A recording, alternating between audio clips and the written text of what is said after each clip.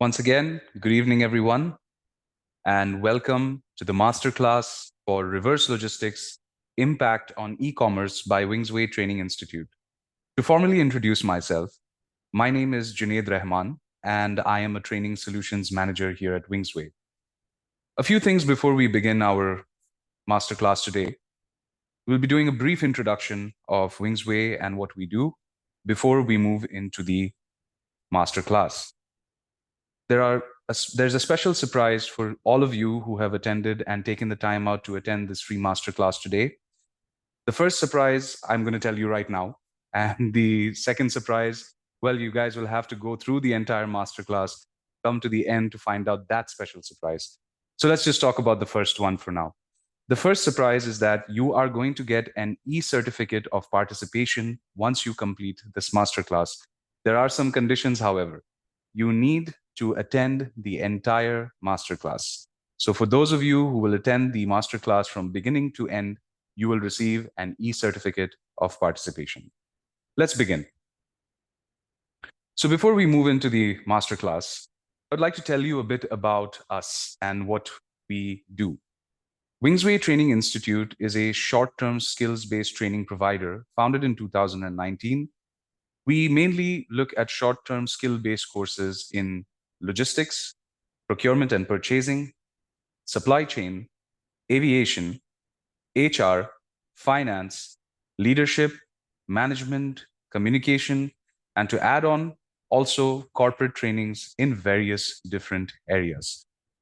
We have trained over 70 nationalities worldwide. Yes, we have students not only in the UAE, but in other GCC countries like Saudi, Oman, Qatar, Bahrain, Kuwait, as well as other international countries across the world. So our mission and vision. Our mission is to empower individuals to unlock rapid career growth and personal transformation through in-demand skills and knowledge, benefiting themselves and their organizations. We provide a dynamic learning environment where you gain the confidence to excel in the global workforce and pursue entrepreneurial goals. Our vision is to be a global leader in innovative, skill-based training that transforms lives and fuels economic growth. We envision a world where everyone has access to the learning resources they need to build a fulfilling and impactful career. I can see that some people are raising their hands and they have some queries. Please be rest assured there will be a separate time frame after the masterclass where you will get to ask all of your questions and get all of your queries answered. Let's talk about our values. We are committed to being empowered. We equip learners with skills and knowledge, fostering confidence, self-belief, and a drive for continuous improvement. Innovation. We adapt and pioneer training methods that keep our learners ahead of the curve. It's always better to be ahead of the curve. Excellence. We strive for the highest standards of ourselves and our training because our learners deserve nothing less than the highest quality learning experiences. Impact. We measure our success by the positive transformation we see in our learners' lives, careers, and the performance of their organizations. In simple words, you upskill with us, you move ahead in your career, and you also add tangible and measurable benefits to your operations or the organization that you work with. And last but simply not least, practicality. We focus on real-world application, ensuring our students are ready for the job from day one and are able to make immediate, measurable contributions in the workplace. So by training with us, you are going to be job ready. Now, moving ahead, WingsWay Training Institute is the proud recipient of many different awards and accolades over the past few years. We are the proud recipient of the Arabian Travel Awards 2022 for Best Training Institute. And we are also the proud recipients once again for the Arabian Travel Awards 2023. And this time, along with the Travel Awards, we were also awarded Best Training Institute for the Arabian Cargo Awards for the Best Training Institute in Logistics and Supply Chain. So WingsWay Training Institute Aside from being a short-term skills-based training provider, we also are authorized, approved study centers and learning centers for many different international certifying organizations, which are well recognized across the globe. When we talk about our logistics and supply chain area, we are an approved study center for CIPS UK, the Chartered Institute of Procurement and Supply, which is the number one body in the world for procurement and supply chain. Its counterpart, CILT, the Chartered Institute of Logistics and Transport, which is the number one body in the world for logistics operations, we are also an approved study center for CILT. We are also an authorized training provider for American Purchasing Society, a global standard certification for purchasing professionals across the world. For aviation and cargo, we are an IATA authorized training center, delivering various different trainings on cargo, aviation logistics, and other aviation-related training programs. We are also we are a training provider for IFPSM, the International Federation of Purchasing and Supply Management, a 52-year-old international consulting federation and awarding body, which sets global standards for logistics, supply chain, and procurement. And they have excellent quick certification courses in procurement, logistics, and supply chain, which can help you to move ahead in your career. Now, why should you join WingsWay for your course? Why should you take a training program with us? What are the key features that set us apart from other training providers? Firstly, we have international certificates and diplomas. So these are not only recognized in the particular region we are in, but also in regions around the world, all across the world. We have international certifying organizations who we train for from the UK, from US, from Canada, from Europe, and many other different places, as well as India. We are approved by the government authorities. So we are a KHDA approved training institute here in Dubai. Along with our face-to-face class options, we also provide you with virtual instructor-led training, which basically means live online classes. Not only that, with our LMS system, our learning management system, you also get access to recordings of your live online classes as well. So even if you have an erratic schedule, you have difficulties in attending your class due to work or other commitments, that's completely fine. We've got you covered. Next, our trainers and subject matter experts in the particular fields have more than 20 years of experience individually in their respective fields of work. So you're learning from people who have been there and done that. So it is always better to learn from those who are experienced. WingsWay does not only offer you training programs, we offer you the opportunity to learn on the job. With our job placement assistance in the form of internships and on-the-job trainings in different areas, you can actually gain practical experience and along with that have the possibility of being absorbed full-time into a job. We have an excellent passing record here at WingsWay, where for all of our exams, our students with our preparation are able to clear. We have a 100% passing rate here at WingsWay with all of our students in our respective courses.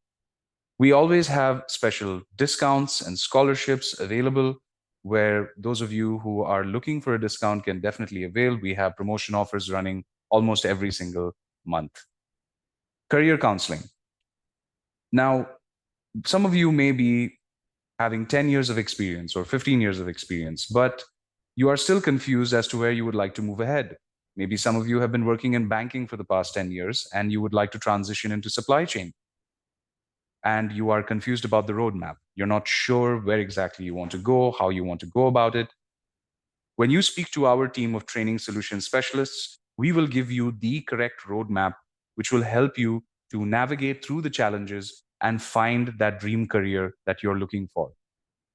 Along with this, we also have seminars, webinars, masterclasses that any of you can attend. And along with that, we also have many different value add-on sessions, such as group discussions, leadership, interview and CV preparation, and live drills, etc., and so many more. Once you become a student of WingsWay, you become a valued member of Wings Club. Wings Club is our loyalty benefits program where once you've become our student and you have completed a course with us, you automatically become a member.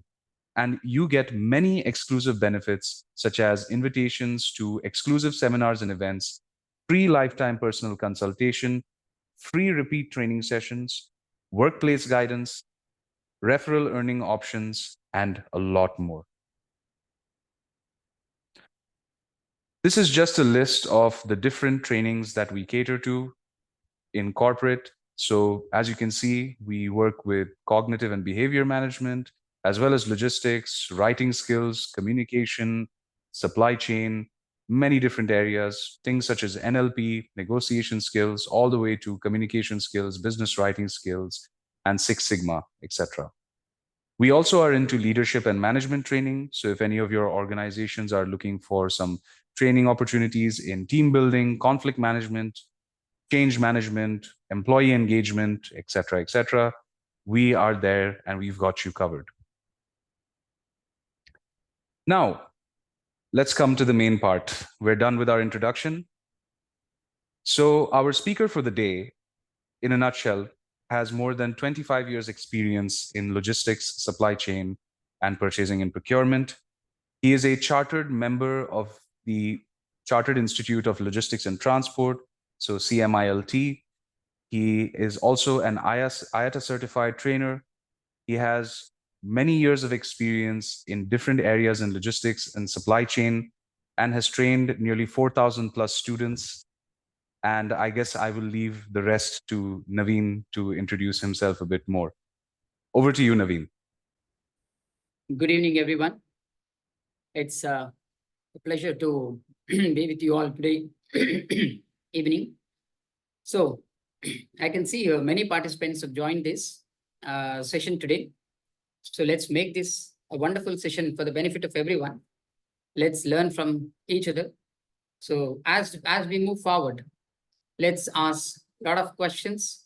And at the end of a session, we have the question answers session where we will be able to answer all your questions. And I'm sure if there are any questions which are not asked, I'm sure we will get back to you one-to-one. And let's take maximum advantage of this session. Yeah. Okay, let me just share the presentation.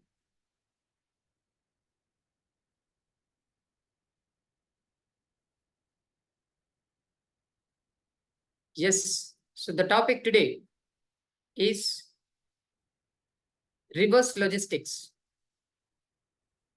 But let me assure you, the topic is reverse logistics, but the objective of this session is to move forward. So once you understand the vital role of reverse logistics in current supply chain, then you will understand how to move forward in logistics career as well. So with this, let's move forward with our session. So please, once again, I would like to request all of you to utilize the question answers option to post any questions of yours, and we will be able to answer after completing the session. Okay, so to start with, what is logistics? We're definitely going to look at reverse logistics, but as I mentioned, the objective is to move forward. So let's understand what is actually forward logistics or reverse logistics, but what is the base? What is the logistics? When you say logistics, people normally say movement of goods from point A to point B. Yes, I absolutely agree with that. It's movement of goods from point A to point B. But is it just the movement of goods? Not really. We have to ensure the movement from point A to point B makes it more efficient and more effective. Now, what is efficiency and what is effectiveness? Efficiency means ensuring you complete your job on time without any delay. That is, for every job, you allocate some timelines. So whatever time is allocated for that job, you have to complete the job within that time. That is the efficiency. Now, what is effectiveness? We normally get to hear that people have completed the job within the given time. What is the level of accuracy? This is like I've completed my operation. So operation success, but patient dead. Is there any use of that kind of operation? Not really. So what we have to do? We have to ensure the efficiency level is high, but at the same time, effectiveness is also high. That means on-time delivery, but accuracy in delivery as well in logistics. So if you're talking about the on-time and accuracy, if you want to maintain in logistics, the fundamental requirement is to planning. If you want to plan in advance, then you must know or you must have the information to plan. So what information you require? The information that you require is here, the warehousing, packing, transportation, distribution. What does it mean? It means how the goods are coming in, from where the goods are coming in, how the goods are stored, where the goods are stored, what is the packing, what is the documentation requirement. So what exactly the skill of the manpower skill that is required, skill set is required, and what kind of equipments are required to ensure that we optimize the movement. What mode of transportation is the right mode of transportation to move the goods from point A to point B. So all this information will give you the enough information will give you, you would be able to plan your logistics properly, and the effectiveness and efficiency can be maintained. Yeah, I'm not going to read what is written on the slide as a definition. You all can read, but I'm trying to explain and make you understand what is exactly the logistics. So let's move forward.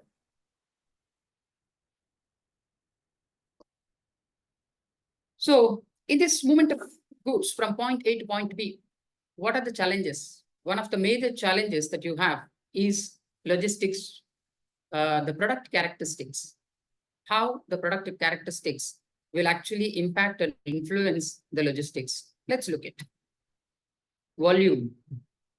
The volume of the goods, how big, how small, whether it can fit in container. How do we ensure that the weight of the product, let's say you're taking a cotton, one bag of cotton, the weight might be, let's say 10, 15 kilo or 30 kilo, but the amount of the lot of space, and we need to ensure it is not just the weight, but also volume is taken care in logistics. And the next one is the weight. Obviously, the weight of the product, the weight of the cargo definitely influence a lot, because any transportation mode, when you're talking about air, sea, road, rail, these are the 4 modes of transportation. Any mode of transportation, how the cargo, what is the cargo weight, how much the vehicle can take, and how do you distribute the weight? That is extremely important, because you need to ensure that center of gravity maintained in the center of gravity is maintained in movement of goods, right? Even by air, by sea, by road, by rail, anywhere, the center of gravity needs to be maintained. So you need to understand how the weight, what is the weight of the cargo, how can that be distributed equally, and center of gravity, for your information, is the point, center point weight, the weight is equally distributed. Now, substitutability, yeah, in logistics, what are the substitutes available in case if the primary mode of transportation is not available, or if there is any challenges in terms of the equipments, and what are the substitutability, what is the substitutes available to ensure that your logistics is not impacted. And perishability, yeah, you're talking about perishable products, the shelf life of the perishable products are very short.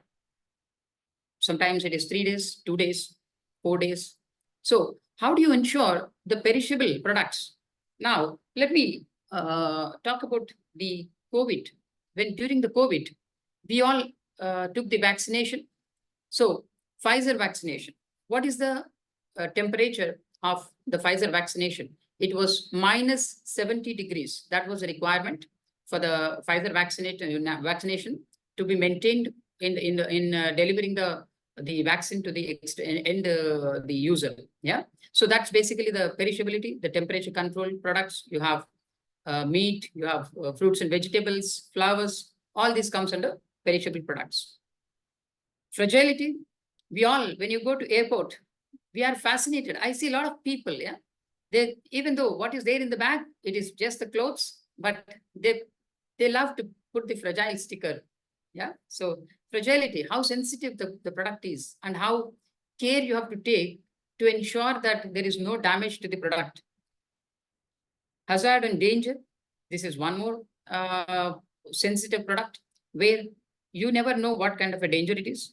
So you need to understand what is the kind of danger and how impactful the danger would be if something goes wrong. So accordingly, you have to take care of the product. You cannot even, when it comes to especially the dangerous goods, you also need to look at the compatibility of the product. Compatibility of the product with other products is extremely important. Now, the value of the product. Yes, the gold, silver, high value products. How do you manage that? What are the additional security requirements in terms of storing, in terms of the movement of goods? So all these we need to look at the product characteristics. And then you're talking about compatibility, we just discussed when we were talking about the dangerous goods. So these are the product characteristics which will have direct influence on the logistics movement. And these are the challenges that as a logistics service provider, you need to be considering. Now, customer expectations. Yes, these are the challenges that we discussed.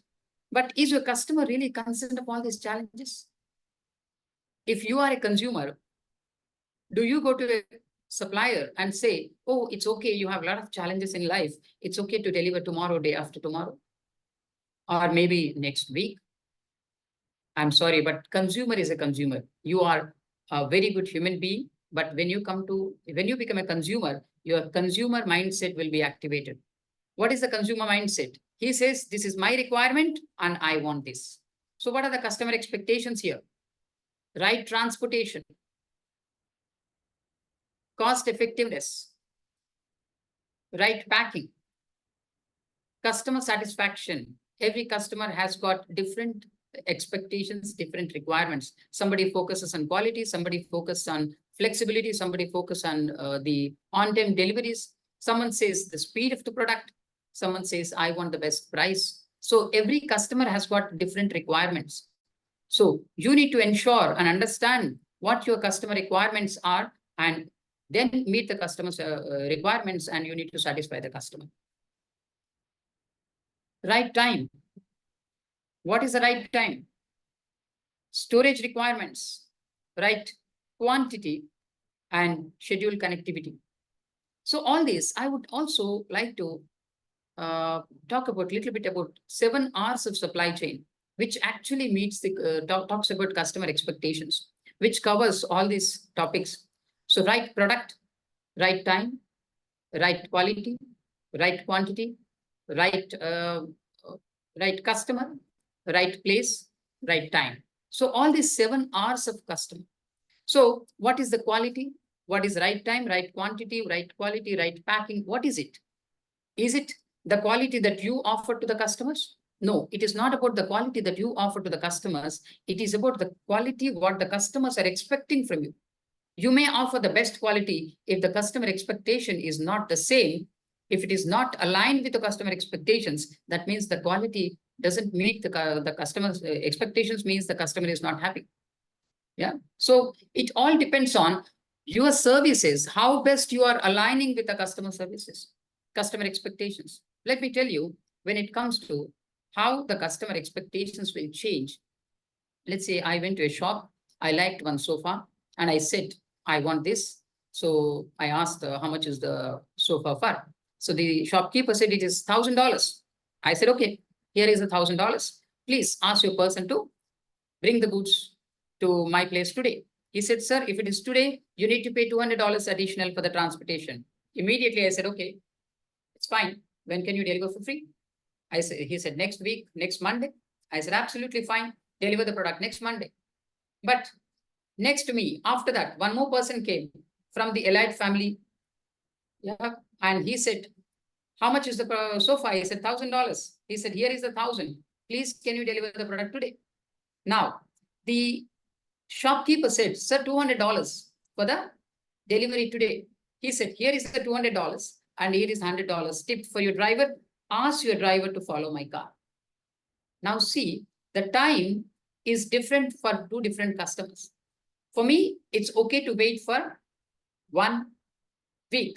But if it is other customer, the elite group of customers may not wait for one week. He wants the product then and there. So what do you do in this case? If you're dealing with elite group of customers, then you need to have 8 to 10 trucks standing in front of your shop, because every customer expectation is to follow his car. But if you're dealing with a customer like me, one vehicle is enough, because you can consolidate and send weekly once the delivery can be arranged. So here the logistics challenges, all these challenges when you face the customer expectations while facing the challenges, while having the product characteristics influence, you have to manage. And let me tell you, in logistics, there is nothing called overcommitment, under delivery, or under commitment, over delivery. It is you're committed for a time and schedule, and you have to deliver at that time and schedule. That's how the logistics works. Yeah. So let's move forward. Process of reverse logistics. Now, as we discussed a lot about logistics, let me just pose one question, and I want all of you to participate. Yeah. So,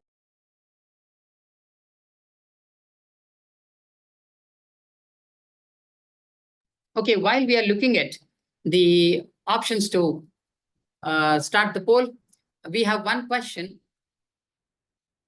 We have one question where one gentleman, yeah, Nafis, asked me here, can you please once again explain how to deal with the challenge of quantity? Okay, when you say quantity, it means the quantity challenge is what exactly the quantity customer expectations, and how the quantity will, how you'll optimize your logistics in moving the quantity of the goods. Let's say quantity means you have 100, yeah, 100 units that you want to move from point A to point B. Then what kind of a transportation is required, or what kind of transportation is more suitable for you? What kind of vehicle is suitable for you, right? So the quantity is, it's very simple. I mean, 100 units, customer expectation is 100 units. Yes, if that is matching, then that's fine. But the most challenging is not the quantity, but how you ensure this quantity is delivered to the customer, right time, right quality, right place, right customer, this right condition, right? So these are the challenges when you're delivering the logistics. Quantity is just the count. So customer wants 100, you manage 100. But do you have 100 units? That is, again, we are getting back to the inventory management. So inventory management is little not connected to this topic today, but definitely these all will be covered in the main course. We also have some shortage in time today. So we to ensure that we complete the topic, that reverse logistics, yeah? Okay. So let me just see the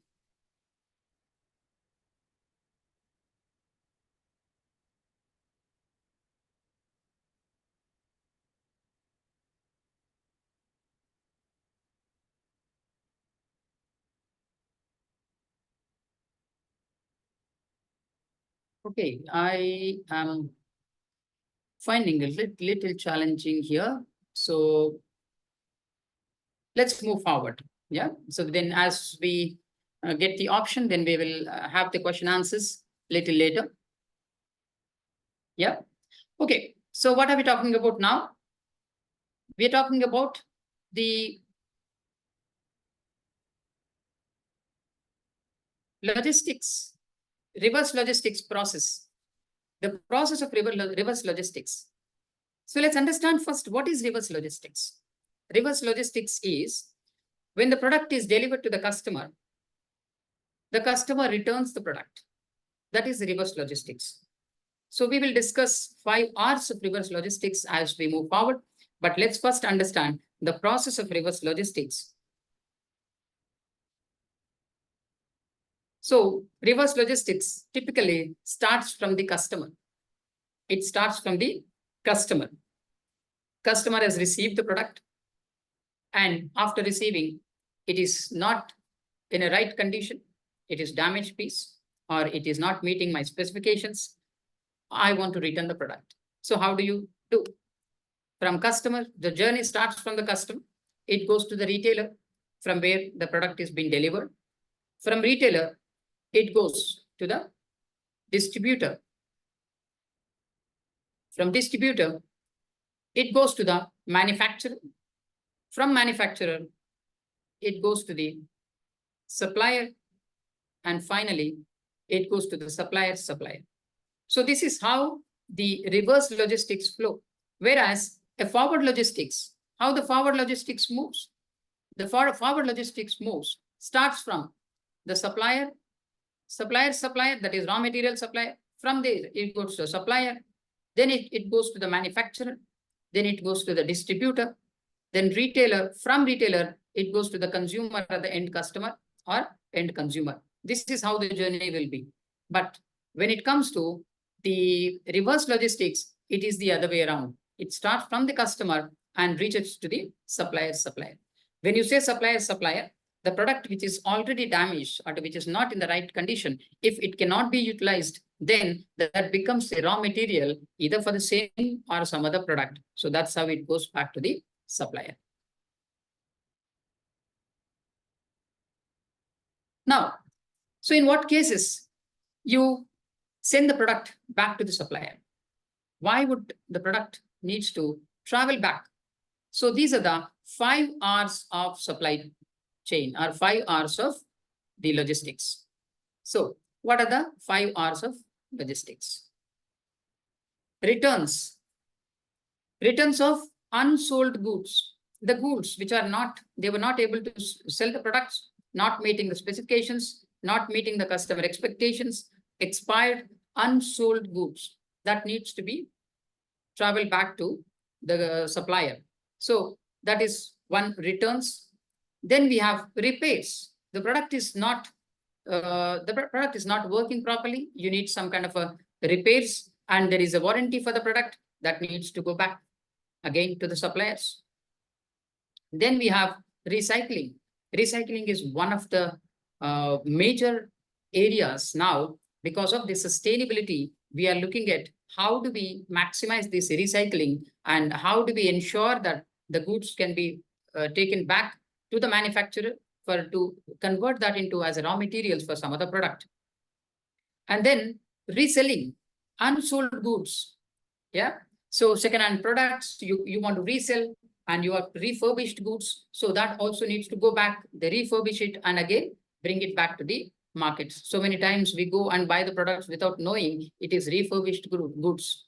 But we need to be careful in that when you are buying, to ensure that is it refurbished or is it new. But reselling is one of the reasons also you need to have the returns. Now, replacements. Yeah, exchanges. You have a product which is not working properly, you need to exchange. A product not in the right condition, you need to exchange. So replacements also requires the reverse logistics. On top of all this, there is sometimes the nature of the product demands the reverse logistics.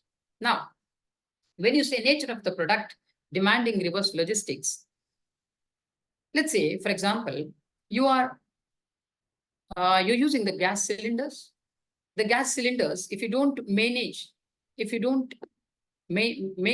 reverse logistics effectively, you would not be able to manage your forward logistics. If you cannot manage your reverse logistics effectively, you cannot manage your forward logistics effectively, right? Same thing goes with your water bottles and your rent cars. There are several products that demands an effective reverse logistics. So, recycling, as we can see here, today, we have to spend a couple of minutes to understand what exactly the recycling of the products. Yeah, why it is called the circular supply chain. So nowadays, the circular supply chain is a most spoken topic. The reason is very simple. The Pepsi can that you drink and throw and say this is the end of supply chain, that becomes the raw material for some other product. So why do we need to do that? Because there is something called triple bottom line, PPP. Any business that you do, you must focus on these three things. Number one, the people. Let's say you have highly profitable business, but it can impact the people's life in the society. Would you be able to interested in starting that business? Obviously, no. So that's basically the you have to ensure that the people are taken care. So people. Next one is planet. The sustainable approach. The planet, that means when you're taking care of planet means the natural resources, you're utilizing wisely. It is not just because the resources are available, you're spending the goods, spending the resources is not the right approach. And one wise man said, if you cannot make the planet better, if you cannot make the planet better, at least ensure that you hand over the planet the same way as you receive it to the next generation, but at least don't make it worse. Yeah. So that's the fundamental approach here. So here, circular supply chain, what happens? The product becomes the end product, as I mentioned, the Pepsi can that you throw, that becomes the raw material for some other product. So two P's we have discussed, that is people, planet. And what is the third one? These are the sustainable approach. So you have to take care of the people, you have to take care of the planet, but you also take care of your profits, because if your profits are not maintained, if you're not taking care of your profits, your business cannot run. It is not sustainable approach. So you have to ensure that people, planet, and profit, three are taken care. And that is the reason you're using this circular supply chain, because with this circular supply chain, you're also ensuring your profits are maintained. So what happens in this circular supply chain? The product goes back to the waste, goes back to the manufacturer. It becomes the raw material. From there, it is manufactured, and again, the end product delivered to the consumer.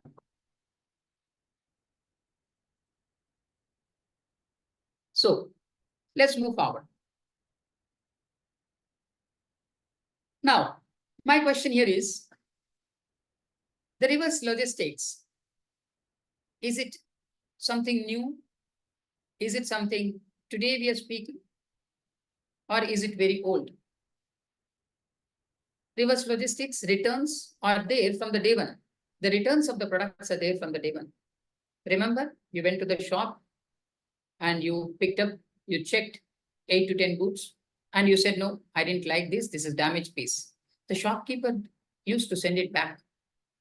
So why are we talking more about reverse logistics today? And what is so important to speak about reverse logistics? Why is it so impactful today, and why is it not in the past? So let's look at then and now. What was the role of reverse logistics? In what circumstances and what factors were influencing in managing the reverse logistics in the past? And now, how the factors are influencing on reverse logistics. And that is the reason why we're speaking about reverse logistics today. Let's look at. So please, as we move forward, I request all of you to put your questions forward. I can see a lot of people participating and sharing their questions. Please type and leave after the completion of this presentation. We can have question answer session where we can answer your specific questions. Yes, a lot of questions I can see here. Yeah. So let's not, one second. Yeah. Let's not talk about the question answers now, but after the session, we can definitely answer your question answers. So then and now, what is this? Look at here. Better visibility and control, and less visibility and control. Today, in the past, what used to happen, retailers, people used to go and buy the goods from the retailers. So retailers have the complete visibility, how many goods, how many products are actually in damaged condition. They used to accumulate, consolidate, and send it back to the suppliers. But today, what's happening, because of the e-commerce, people are just going online and placing the orders. When they're placing the orders, the goods are delivered to your place, and individual consumers in different places, scattered in different places geographically, are deciding, okay, I want to return. So the visibility is very less. Which customer is actually returning immediately? Which customer is taking time to return? So the visibility is very less in terms of quantity. high volume from the distributors and low volume from the consumers. It's a high volume from the distributors. Distributors used to consolidate and they have all the volumes with them, and that used to be sent back to the suppliers. But today, if you're talking about, it is low volume from the customers. So one piece scattered in different consumers' places.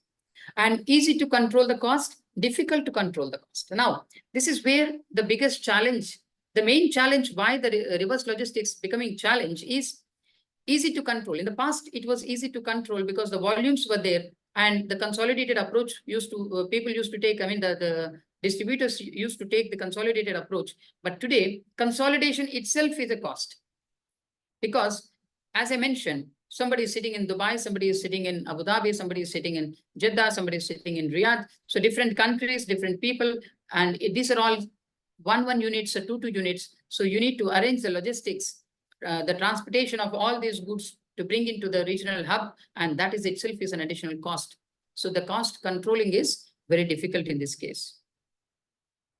Okay, from one location, it is scattered in various locations. So as I mentioned, it is one location, now it is scattered in various locations. So planned movement and unplanned movement. So where the distributors or the retailers had the complete control, they used to plan weekly once, a monthly once, once in fortnight. How do we arrange these returns to the suppliers? But today, now, as we speak, it is unplanned movement because it's a consumer who decides. Maybe you have delivered today morning and today evening consumer says, I want to return. So you have to arrange the returns within 3 to 4 days. And again, if you want another product, then you need to again arrange the delivery of the new product. So that means it is completely unplanned. The reason being it is unplanned because it is not in your control. It is the consumer who is controlling it. So repairs are managed at distributor's office. Repairs must be taken part in reverse logistics. Now, in the past, repairs, the minor repairs, mainly, not the major repairs, but if there are any minor repairs, if the customer used to come to the retailer and say, oh, this is damaged a bit, I don't want to buy this. So that used to be repaired then and there in the shop itself, and then keep it ready for the customer to buy in the next time. But here, today, even if it is small damage that cannot be repaired in customer's place, this has to participate, this has to go back to the supplier again. So that is the main challenge that you have. And because these are all, again, adding to the cost of the product. Share of global e-commerce market. Yeah, let's look at how the e-commerce growth is, what's happening in, if you look at the e-commerce, people are now buying 2020, thanks to our COVID, which is really added a lot of, I mean, the consumer confidence. It was a need more than the confidence. I would say it was a need of the hour. So everybody started using the e-commerce for placing orders. Even today, as we speak, companies like Noon and the Talabat, they're all coming up with dark stores. I'm sure you would have heard about dark stores. These dark stores are nothing but opening the shops next to the where the residents, people are staying, the residential areas. So in residential area, it is not possible to open a warehouse. So what they have done, they've opened a grocery shop. Technically, they have opened a grocery shop, but it is called dark stores. That means that grocery shop is closed for everyone. You can place online orders and the shortest possible time, they will be able to deliver the goods to you. So that was basic. That is basically the concept. So with all these approaches, the consumer is getting used to the comfort of buying online and they're placing the products online. That is actually contributing to the e-commerce growth. And this is also impacting on the average size of the shipment. Previously, the average size used to be 500 and above, and now it is reducing. It is coming down to somewhere around 350. So it may go down further if the e-commerce really takes a huge leap.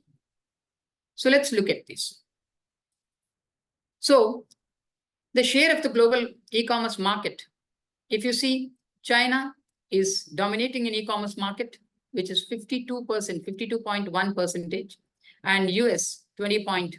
1%, followed by UK, Japan, South Korea, Germany, France, and other countries. So these are the market share, how the countries are participating in e-commerce. And going forward, it is the market will be equally distributed. It is not only China, but even other countries also are growing the e-commerce market. Even the Middle East, we will discuss as we move forward. I have a couple of more slides to take you through.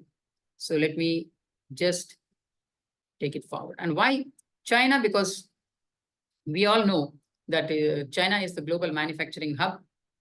So all the products are manufactured in China. So that's how the e-commerce also, China is dominating as of now. E-commerce market in UAE is expected to grow by 12.77% on annual basis. So annual basis, the e-commerce in UAE is growing at 12.77%. And whereas the average growth rate, 8.63, 21 to 28 globally. The global average is 8.63, but the UAE is expected to grow at 12.77. Now, 30% of the sales returned versus 9% in stores in global market. In the past, 9% of the goods were returned to the suppliers, and currently 30% of the sales are returned versus 9%. What is the one of the main reasons why the e-commerce market is growing? There are several reasons. People may say good offers and easy access. You don't have to search for the parking. You don't have to go to 10 different shops just to know whether the available product is available or not.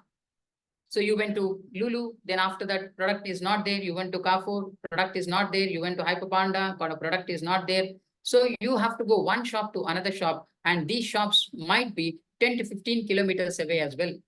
So that takes a lot of time, effort, energy, resources from your side, and you're tired end of the day saying you are not getting the product that you're looking at.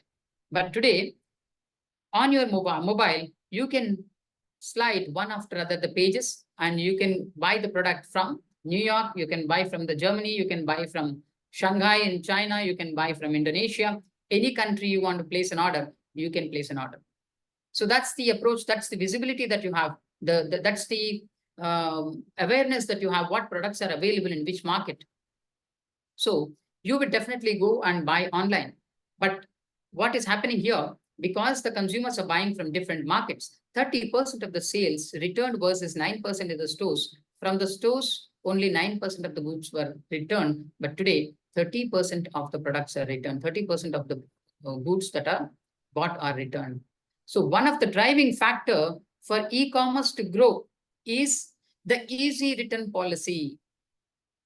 Trust me, if you take out the easy return policy, 50% of the sales will drop overnight. Otherwise, you have options of, as I mentioned, the promotions, varieties, product, product options. You talk about all these convenience and comfort and payment options. All these will definitely will contribute, but these will contribute 50%. And this is my personal view, by the way. If you take off the returns, it will definitely impact. So the suppliers are giving more and more easy options for the consumers to return the products. If you don't like it, return. So that means you are actually, the suppliers are contributing for the reverse logistics, because that is how the 30% of the sales are returned today. As we discussed before, if you don't like it, return. If it is even slightest damage, which can be repaired, but consumer says no, return. So you repair and then you bring it back. Yep. Okay, so GCC e-commerce revenue is expected to reach USD 50 billion by 2025. So that's the growth that we are expecting in GCC market. And e-commerce revenues growing 15% annually in global market. And global reverse logistics market size in 2023 was 1,065 billion. So this is a huge, huge market, the reverse logistics. Yeah. And we are looking at the numbers here, but look at the impact, the cost impact on the logistics. Now, if you see, you will understand why do we need to focus more on reverse logistics, because in the past, if you see, the cost impact because of the reverse logistics were very minimal. When you say 9% of the goods were participating in reverse logistics, today 30%, that means there is a definitely direct cost impact on the organizations. So now the organizations are looking at people with knowledge of managing reverse logistics, because they would be able to bring in with effective strategies to reduce the cost and optimize the logistics of reverse, logistics of returning the goods. So that is what the organizations are looking at.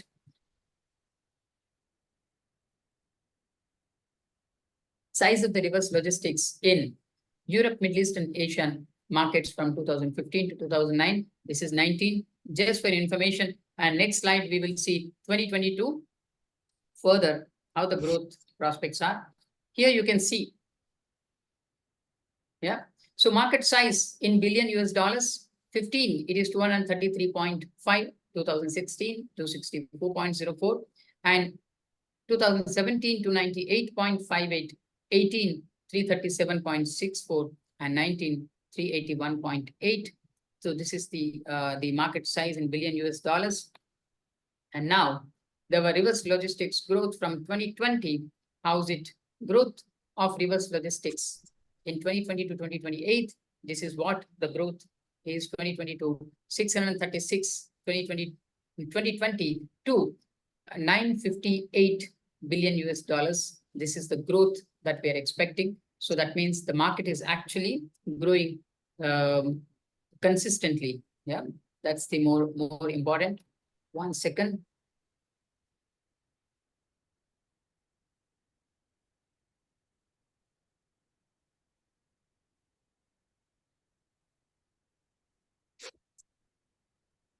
Okay, so here, what are we talking about? Managing reverse logistics. Yeah, how do you manage reverse logistics? Now, it is, as we discussed, it is important for you to ensure that your reverse logistics is managed properly, because there is a direct cost impact. So what are the options you have? Yes. So here it is. As we discussed, return policies. Let's start with one by one, we will go through. One is the return policies. Give me a minute.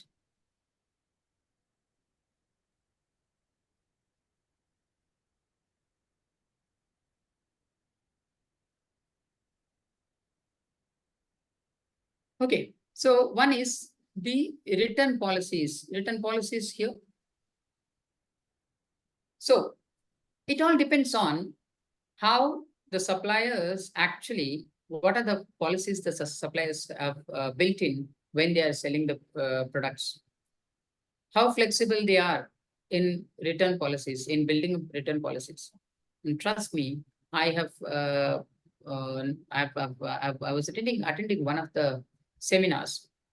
In that they said, they're asking the supplier, so they're asking the consumers to drop, if you don't like the product, you can drop it to the nearest place where they have the consolidated depot, collection depot. So asking the consumer to please drop in so-and-so place, and encouraging them by giving some incentives, or encouraging them to participate in reducing the global warming. So these are all the policies that are basically encouraging the consumer to come and drop it, rather than you go and collect in multiple places. But not every consumer is actually comfortable in returning the product and going and dropping the product. So you may have to still collect the product from the end consumer. Now, when you talk about return policies, what kind of policies you have? How flexible returns you have? Is it like... Zephyr, just forward me the Google review link on WhatsApp.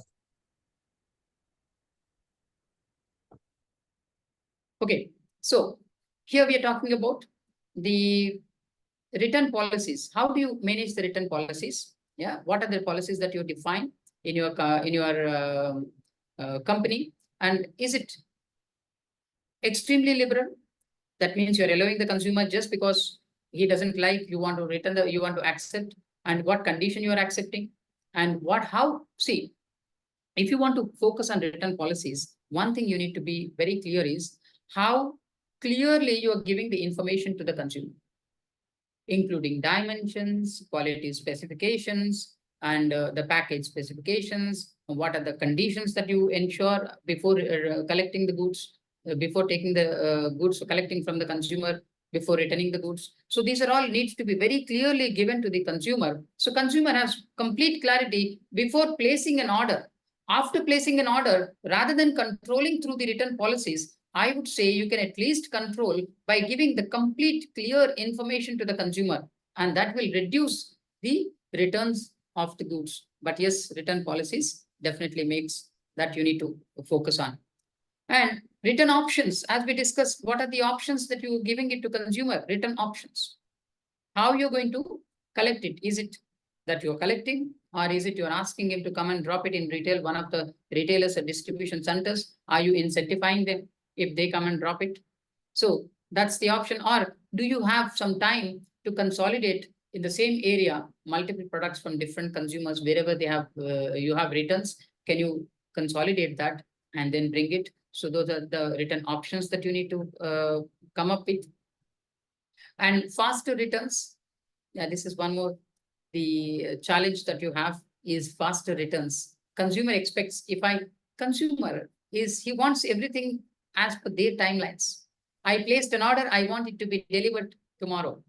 And I placed an order, and I didn't like it. I want you to come and collect it today. So that's the expectation of the consumer. So you have to provide the options, return policies, and also faster returns. How fast you'll be able to maintain collect the goods from the consumer. Consumer behavior, very, very interesting. Consumer behavior is changing over a period of time. Every now and then, how the consumer is changing, why the consumer is changing? Because the consumer there are two reasons why the consumer is changing. One is consumer is exposed to the options available in the global market. Today, as a supplier, if you're talking about competing, you are not competing with with your neighborhood, or you're not competing with the next shop that is in your country, in your city, but you are competing with the global market. You're benchmarking yourself with the global market. So your competitor is not in your city, in your country. Your competitor is sitting somewhere in China. Your competitor is sitting somewhere in Germany. Your competitor is sitting somewhere in US. So your consumer is completely aware of the products and the services and the prices that are available in the global market. So what you have to do in this case, you have to understand who are your competitors and how best you would be able to source the goods. And that is the reason, one of the reasons that you are looking at a globalization and global sourcing. You are going ahead because you want to go ahead and source the best product and best quality and best price available in the global market. The product is raw materials available in Japan, you source from there. Manufacturing in China, you source it from there. Packing is in Taiwan, you source it from there. Right? So, and if the storage in Middle East, you source it from here. And the end consumer is somewhere in US, somewhere in UK, Europe, you supply the goods to them. So that's basically the globalization. This globalization is bringing the world together through the technology, and that technology is making awareness, giving the awareness, a lot of awareness to the consumer. Consumer behavior is changing. So that means consumer is expecting a lot of products, a lot of varieties from you. So he wants to try the new products. When he's trying, he may like, he may not like. So now you need to supply, and also you need to manage the returns, because you never know when you launch a new product, new color, new combination, new features, how the market is going to receive. Yeah, in the past, they used to come to the shop and check, yes, this is the right product they used to buy. But if it is today, they don't have that option of coming and checking. They place an order, which they don't want to come. They place an order, even the option is there. They don't want to come sometimes. They place an order, they receive it, they like it, they use it. Otherwise, they return immediately the product. Yeah. So that's basically the consumer behavior impact on reverse logistics. So then reselling. This is again, we have discussed, but reselling is also placing a huge the role in the reverse logistics. Reselling, it's not just the products that are resold or selling in retailers, but marketplace. You can see on Facebook or this on this social media, people are selling it. When you sell the product on social media, in from there, the returns are part of it, because your advertisement.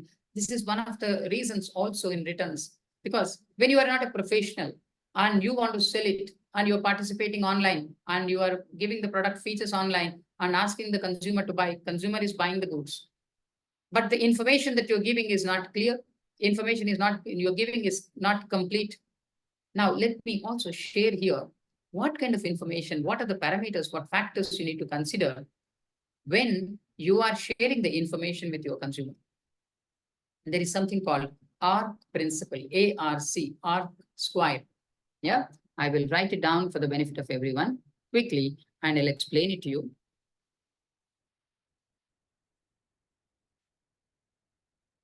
ARC square. What is this ARC square? Here, each letter stands for two things. Each letter stands for two things.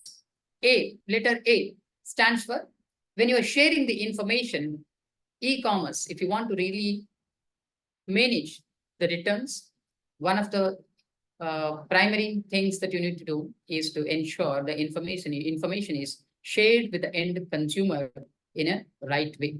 So what is that? A stands for accurate information. Information, what you're sharing must be accurate. So there is no confusion or there is no doubt in consumers' mind. And when you're giving the accurate information, ensure that it is authentic. The information that you're giving is also authentic.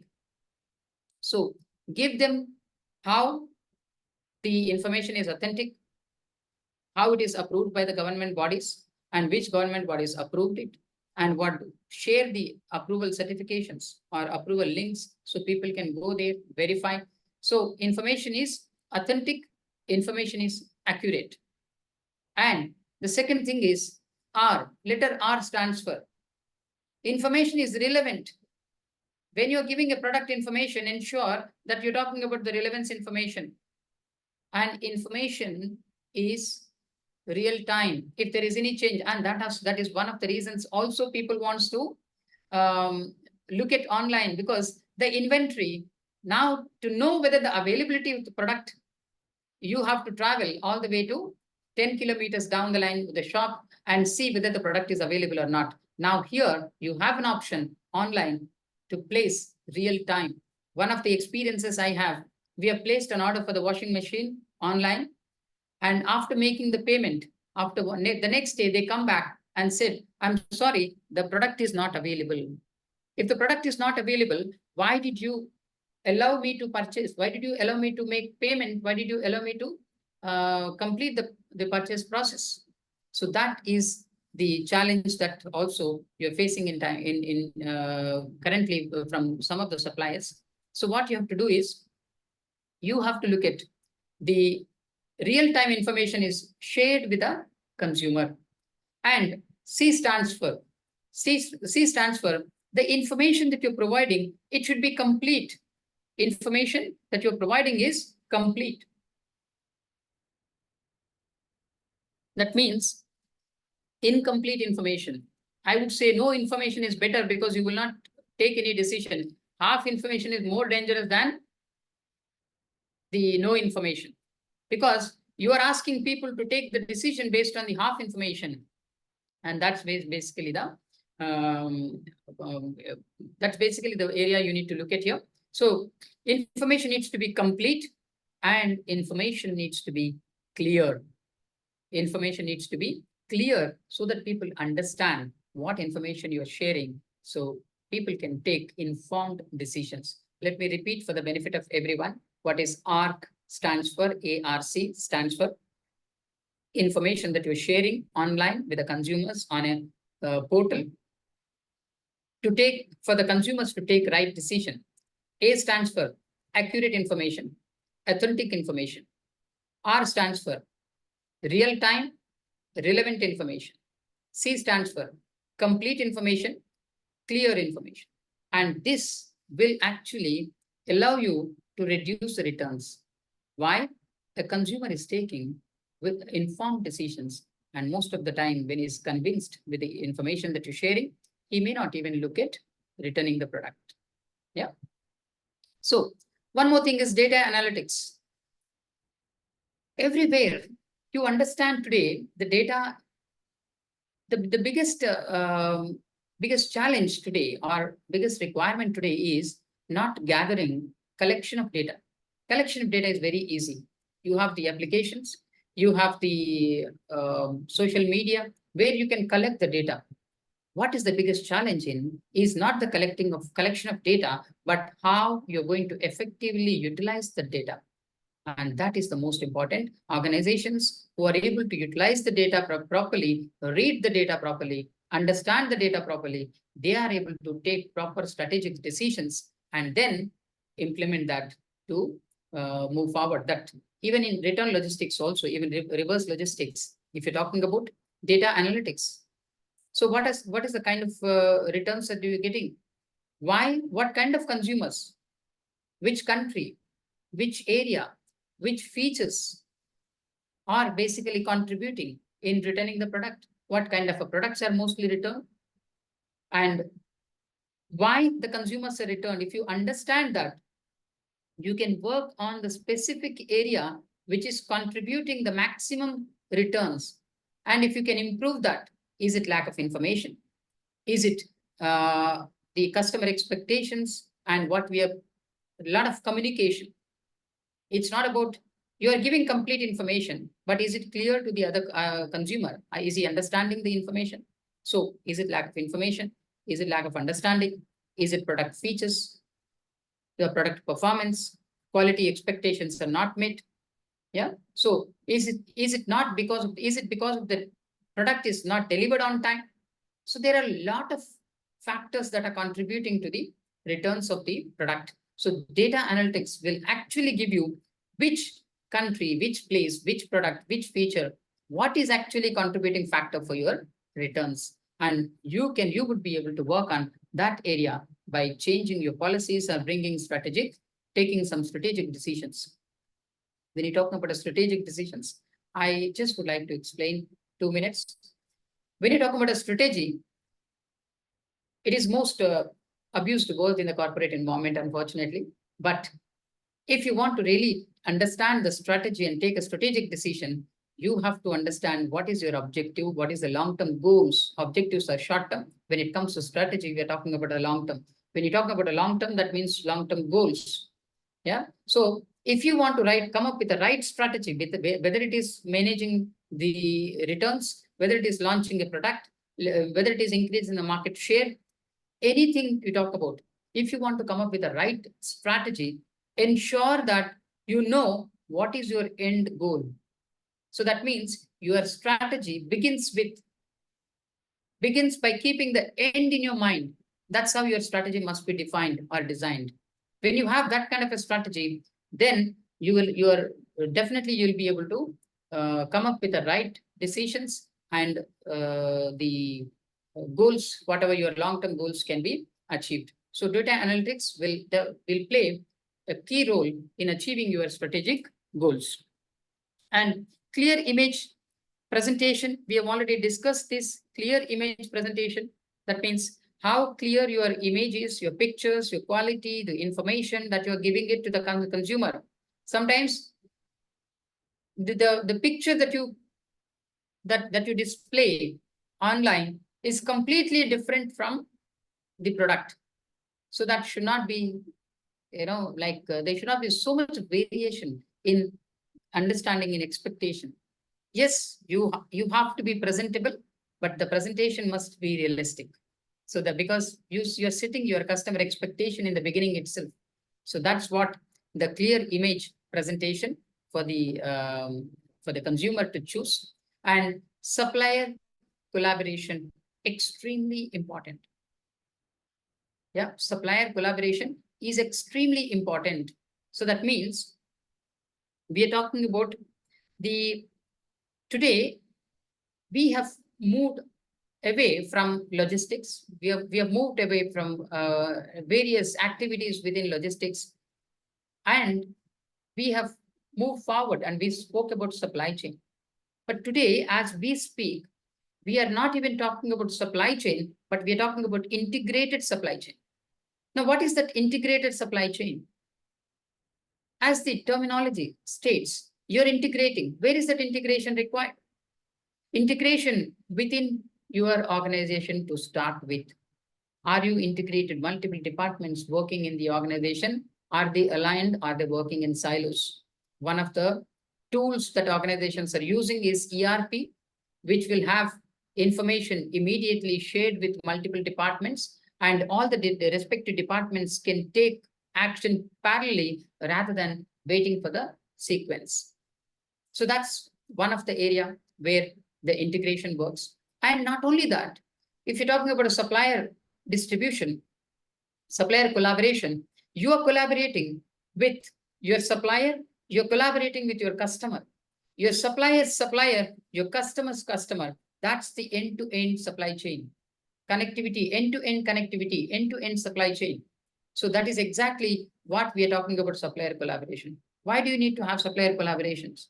If you want to maintain the reverse logistics, it is extremely important to get your supplier to play a vital role in the in collaboration, in the sense, how do you utilize these products? Why the supplier needs to take a part here? See, for example, there are one product that is returned by some product is returned in UAE to the supplier. Instead of going all the way to the supplier, if you have a collaboration with supplier, immediately this product can be rerouted to Saudi or rerouted to Qatar or some other country which is nearby where the demand is there for the product. So this is how you will be able to redistribute the product within the region rather than going back to all the way traveling back to the supplier and from there again distributing to the place where it needs to go. So supplier collaboration really plays extremely, it is extremely important to have proper collaboration with supplier, and that is what the vital role it plays, the collaboration plays in managing the reverse and forward logistics as well. So these are some aspects of reverse logistics solutions and how do you manage your reverse logistics. Now, with this, we are going to come to the end of the session. The slide doesn't want to move forward. Yeah. So thank you so much for your participation here today. It's been wonderful being with you all. And now we will move to the question answer session. And I will hand over it to Junaid. Let me just stop sharing. And then further, I will hand it over to Junaid. Junaid, over to you. Yeah, let's move forward with some question answers. As I can see, there are a lot of questions coming in, but unfortunately, I didn't want to stop the presentation, the flow. Let's complete the presentation. Then after that, we can definitely take the question answers. And the question answers which we cannot take, we will not be able to complete in this given time. We can further answer that as well later on one-to-one. But let's try and address as much as possible. Yeah. Great, great. First of all, thank you so much, Naveen, for that very insightful and knowledgeable session. I'm sure everyone here has gained some very valuable knowledge. So let's move on to the question and answer session. So as I can see, we have loads of questions. And as Naveen rightly said, we would not be able to answer every single one of them, but we'll try to pick the ones which would, be informational for everybody. So we have an interesting question over here from Salman, who is asking why reverse logistics process is so lengthy. Yes, Salman, thank you for asking that question. Wonderful question.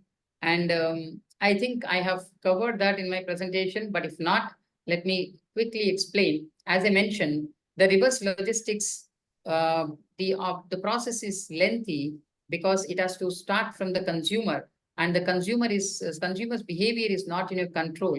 And today you have one product to be picked up from, let's say, the center of Dubai, somewhere. You're picking up one product from there and you bought, and immediately the evening itself, some other consumer says, I want to return. It may not be feasible for the supplier to immediately arrange. It may take some time because he also looks at options to consolidate multiple pickups from the same place so that the cost impact is minimized. End of the day, consumer wants everything, but when it comes to price, he's also price conscious, right? So he looks at the option, seeing that if there is any no additional cost, he says, I want to return immediately. From there, it will be collected. After collection, can I send immediately to the supplier? No, because I have to also get the minimum quantity, because when you are arranging the logistics of the product, somebody also asked about the quantity. When you are arranging the logistics of the product, you need to look at the minimum quantity, which can actually um, bring in your cost or makes it more economical for you to move. So that's what the reasons. The reverse logistics process is little lengthy because everywhere the consolidation takes place, and that's actually contributing to the time factor. Thank you. Okay, so there's another question here from Mr. Khan. And the question is, what is a bill of lading? Are different formats used for different operations? Okay, bill of lading is a document for the benefit of everyone. Quickly, I will explain. It is little far from the topic that we are discussing, but never mind. It's a good question. End of the day, what is the bill of lading? Bill of lading is a document which is a transport document used for the sea transportation movement. Yeah.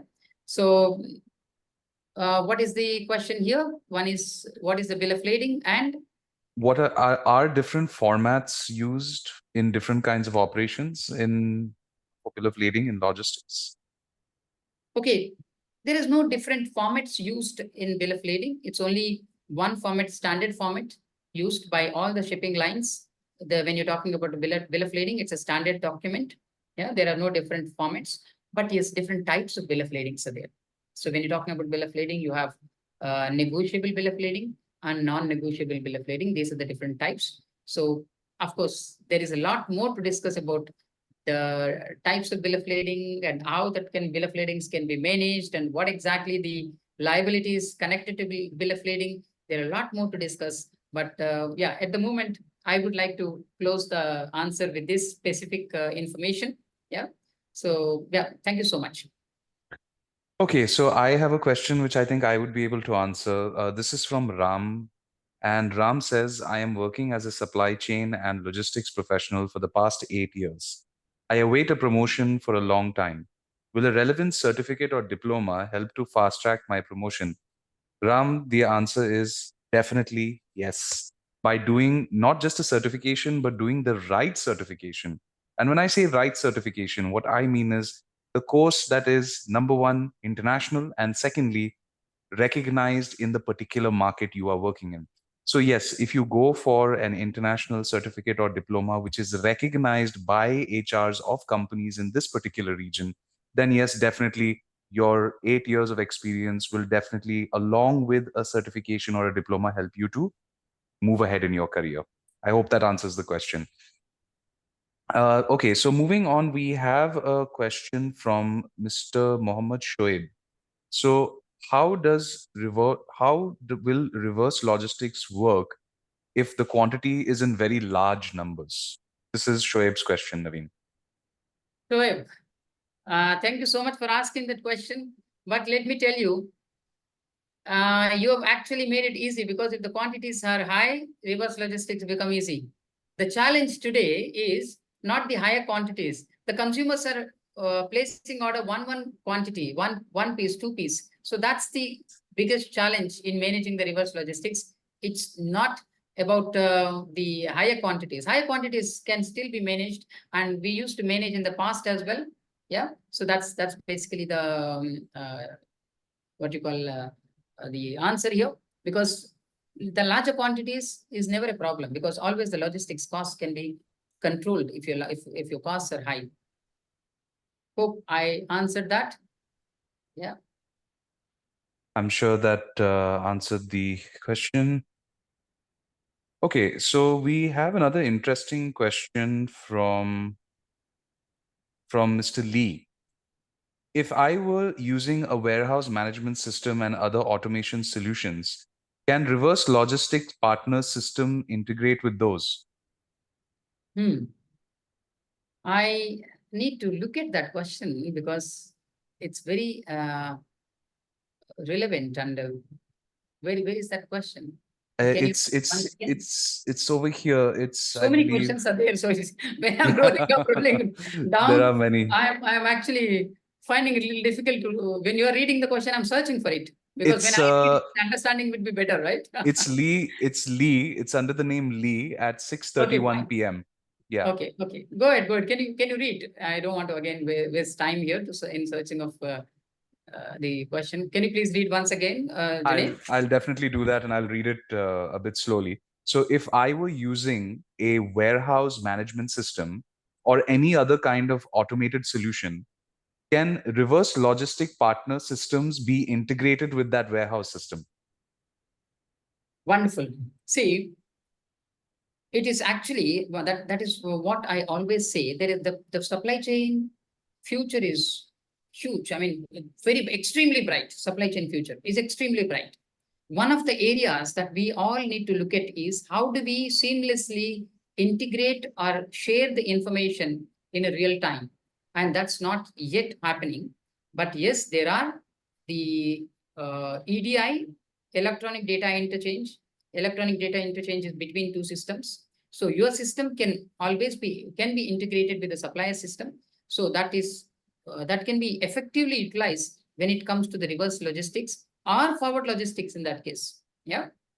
What these systems talk about, the availability of the inventory, the quantity. So if you're sharing that information with the suppliers, suppliers will have multiple distributors within the same country. So if you are sharing your inventory information with suppliers, suppliers will get the information, real-time information from other distributors as well. So they would be able to take a consolidated decision saying that, okay, I have 4 distributors. Each one has got 10, 15, 20, 25 pieces. So collectively it is 100 pieces. And this is my economic quantity, which will keep my cost low in maintaining my reverse logistics. So that is exactly how the EDI will help. So yes, definitely you can integrate. But at the moment, SMEs mainly who are participating in supply chain activities are finding it little difficult in investing high amount of funds in sourcing the technology. So once the technologies will be available as we move forward, when the technology is available and affordable, and that's where the supply chain information can be shared between the partners. And that's where the real supply chain benefit every participant, every stakeholder will be able to enjoy. Yeah. Thank you for asking that question. Thank you so much, Lee, for asking that very insightful question. Now, we have another gentleman, Mohammed Omar, and he says, actually, he has a few questions. One you can answer, Naveen, and the other one I would be able to answer. So Please. he says, my name is Mohammed Omar from Riyadh, Saudi Arabia. How will reverse logistics help in the maritime industry? And which documents would be required? Is it the same as commercial invoice, packing list, or bill of lading, or insurance certificates? Yes, thank you so much for making my life easy. You've already mentioned all the documents that are required. Yeah, I must be thankful to this gentleman. So, yes, the documents are whether it is reverse or forward, it's invoice, packing list, certificate of origin, and the bill of lading, and insurance if it is applicable, where it is applicable. And also, sometimes if you are taking the goods returns and all, you need to have some relevant authority approvals also for what you're taking. Is it to discard? Is it to resell? So you may have to have some authority approvals, depends on the product that you're taking it back. Yeah. So that might be another one document. But when it comes to maritime industry or aviation industry, mainly depends on the quantity. If the quantities are huge and if there's a low cost product, in that case, the returns can be managed by sea as well, where the urgency is not there, it can still be taken by sea. And where you have smaller quantities and little high-end products, then that can be moved by air. Yeah. Okay, so now Omar had another question, which I can answer. He asks, what is the difference? What sets WingsWay, or in other words, how is WingsWay different from other training institutes? So I can definitely answer that question for you, Omar. When it comes to WingsWay, we have a hands-on approach. So we are not just going to give you academic knowledge that would not benefit you in the workplace. When you are doing our courses, when you are upskilling with us, you would be getting relevant industry-based knowledge that, for example, in one of our diploma courses, you would be learning content based off GCC market standards, which means that, for example, whatever you would be learning would be as per the practices in the GCC market. So this in itself, along with live drills, practical demonstrations, would help you to be able to add tangible and measurable benefits to company operations and even show employers, if you're a fresher, that you're ready to take on the job. So I would say this is one of the main determining differentiating factors between Wingsway and other training providers. And of course, we, along with that, have many other value add sessions that no other training providers in the market are giving you. For example, real time experience internships. And along with that, many value add on sessions such as CV writing, skills building, communication sessions, and many other value adds. So I hope that answers your question, Omer. Now, moving on, we had a Junaid, question. Yes, Junaid, Naveen. let Yes, me Naveen. take let me take two questions here, very interesting questions. Yeah. Okay. One is Peter, who has already raised his hand. So I Peter, was just about to say Peter. Yeah. let me take on your question here. How can we make reverse logistics easier in an organization that has clients who don't have patience to wait? So let me tell you, clients never have patience. Yeah. So that means why the clients don't have patience. It's not about clients having the patience. It's any product, whether reverse logistics, power logistics, or any logistics. It's about it making or setting the expectations right from for the consumer. So that means patience. If you give them very clearly, the returns will be arranged within 7 working days, within 3 working days, within 4 working days, while purchasing the product itself. So that means the expectations are set in the beginning itself. Yeah. So what happens is clients don't have patience because your communication is not clear, or what you're communicating is not what you're implementing. So that's where the real challenge would be. Yeah. So in that case, how do you manage? Sometimes if it is the error from your side, you have to pacify, apologize, and be transparent. Go back to your customer and say, this is what happened, but we are trying to manage effectively now. Give me some time. So that's how you manage the consumer. But otherwise, communication, I would stick on to my one message is communication. If you're communicating it to customers, what you're doing is two things you're doing. You're setting the expectations, and you're making the customer to accept the real possibilities. When your expectations and acceptance are set, then the consumers, it will be easy to manage. You're also one of the consumers. You definitely know what is the consumer behavior, right? So that's how I would like to answer this question. Yes, over to you, Janet. There was one more question as well, but the questions again, few more people have put the question, so it missed out. I there is this one question from Sandeep who is asking, why is there a huge growth in reverse logistics, and should it be managed and controlled? Yes, it can be. Why is it growing? As we discussed, the 30% of the products are returning. Why is it returning?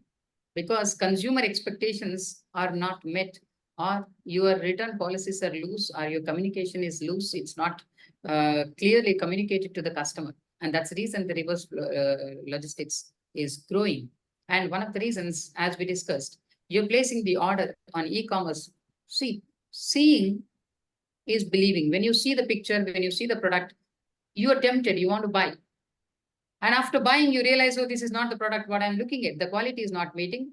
The color is not the same. What is there in the on the screen and what is the real picture is not the same. So these are all some reasons that consumers and new products, new varieties, new options are there in the market. Every consumer wants to try something new. Why they're coming forward to try something new? Because they know if I don't like, I can return. So these are the reasons. In the past, people used to go to shop and see then and there, like a dislike. They never used to bring it back and again return.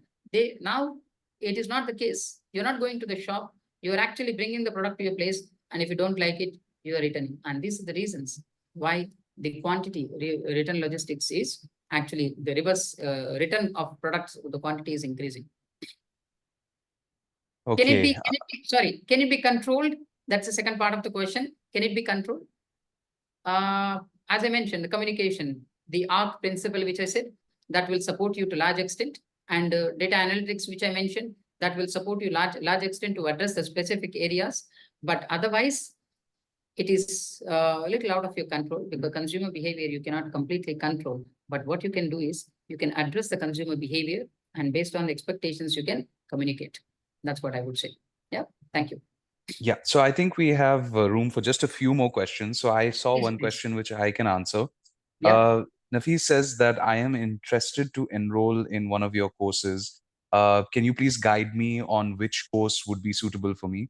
So Nafis, what you could do is, you can connect with us, with our team of training solutions specialists, and they would be more than happy to guide you, assessing your profile and what your objective and requirement is. Based on that, they can guide you to the right course, which will help you to achieve your objective. So I will send, we'll send you the details. Okay. And Naveen, there's one very interesting question by Faiz Hussain Zubairi. He asks, does return policy effect on monthly sales target and effect of ongoing inventory? Does return policy affect on monthly Sales target, sales target? and Okay. does it affect ongoing inventory as well? If you ask me, I'm sorry, Faiz, but the question is not completely clear for me. Let me be honest here, but I'll try and answer to the extent I understand that. Does the return policy affect on monthly sales and target? Definitely, it will affect, because if your return policy is clear, then consumer at times may say, okay, this is not meeting my expectations in terms of returns. I may not want to buy this product. But trust me, do you want a sale where the communication is not clear, where the policy is not clear? Even if you get the sale, that's going to increase your returns, but it's not going to add actual sale, and it's not going to contribute to your targets. You achieve your target in this month, but within 10 days, 10%, 20%, 30% of the goods are returning back. Is it really worth to get the sale in that way? So I rather say, let's not talk about the targets, or not worry about the target, but give the clear communication to the customer. Let the customer take informed decisions, and organically let the sales grow. So rather than giving the product to the consumer without giving the complete information, promoting the product, reach out to more people with a more clear information. Even that way, also you would be able to achieve your targets. And definitely, it is going to impact the inventory, because the reverse logistics, if the policies are clear, you know exactly the sale which is going to happen is not going to come back. So you will be able to manage your inventory accordingly. Now, what is happening today, if your information is not clear to the consumer is placing orders, you are considering that as a demand and increasing your inventory, but within 10 days, again, goods are coming back. So there is a direct impact on inventory. So the value and the inventory means, again, you're talking about your investment. Yeah, your capital is getting blocked, and products are damaged, products are expired. All these insurance cost, management cost, all this additional cost is adding to your inventory. So I hope I answered the files here. I tried my best. As I told you, there was a little understanding gap, but still I tried my best to answer that. Thank you. I'm sure you cleared his doubts, Naveen. So I think with that, we can come to the end of our Q&A session. I know there are many, many questions, but unfortunately, we are very pressed for time, so we can't really answer everyone's queries. But we tried our best to answer everyone's questions. I hope whoever we've answered, we've given the due, or that we've done due justice. So now, Okay. Can I look at one question here? Junaid? Yeah, go ahead, go ahead. Yeah.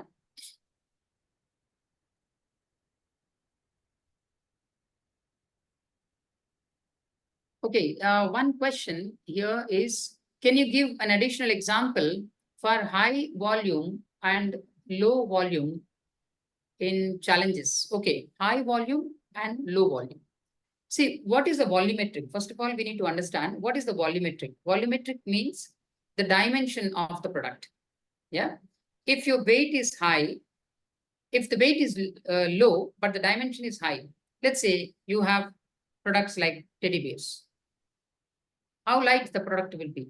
A big teddy bear, a small kid can carry the very big teddy bear because weight-wise it is extremely light. But the dimensions, if you look at, it occupies a lot of space. You can see the minute you enter into a hypermarket, you can see a big teddy bear in front of you. But your kid can go and bring it. So that is the kind of products we're talking about, the gift items. Yeah. But if you want to really arrange the transportation for these kind of goods, what happens is you may require multiple vehicles. Yeah. Whether it is multiple containers because of the quantity. Normally, if you can carry, let's say one more example is the Pepsi cans, empty cans can manufacturers, they move the 40-feet trailer, 40-feet container in sea freight, 40-feet container can take up to 26 tons. But this particular, the empty Pepsi cans, which are moved, takes only 1.5, 2 tons. So see the 40 feet complete, the space is full. The tonnage it can carry is 26, but how much tonnage you are actually loading is just 2 tons, 1.5 ton. But the cost is not going to be much lower. Significantly, the cost is not going to go down because the 40 feet transportation container price would be slightly 20% might be less than the actual price that you pay with a higher weight of the container. Yeah. So this is the example which I can give you.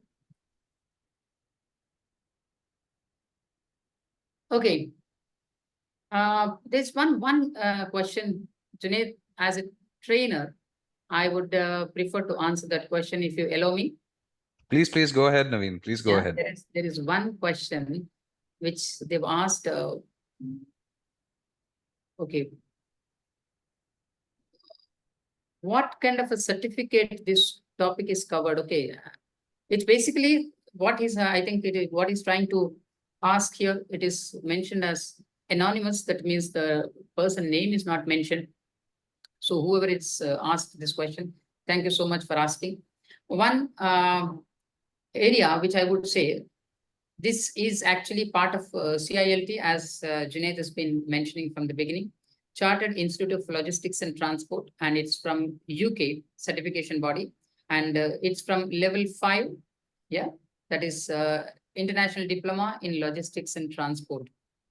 So this is the certificate. Why the certificate is important? Yes, it is definitely important because it validates your experience and your knowledge. Today, nobody wants to take a risk without having the certificate. Very simple. If you want to meet a doctor, do you go to a doctor who is certified or do you go to a doctor who is not certified? Junaid, what do you think? You go to a doctor who is MBBS qualified or do you go to a doctor who is 5 years experienced? Who do you prefer to go? I would prefer to go to the qualified doctor, Naveen. Qualified doctor, right? Me as well. So it's, I'm just asking because you and me only can communicate here. But end of the day, it's basically experience is definitely required, and you learn from your experience. But remember one thing: you learn with your experience only based on what you experience. So you may not be able to. It may not be possible to experience everything in your life. So that's the reason. That's where the certification programs support you in learning complete 360 degrees view. And after completing this course, your approach, your understanding, your perception, your problem solving skills, all this will improve and all this will change. Yeah. So you will become a different person and different personality when it comes to the logistics, managing your logistics challenges. So that's what I would like to answer. Yeah. Thank you so much.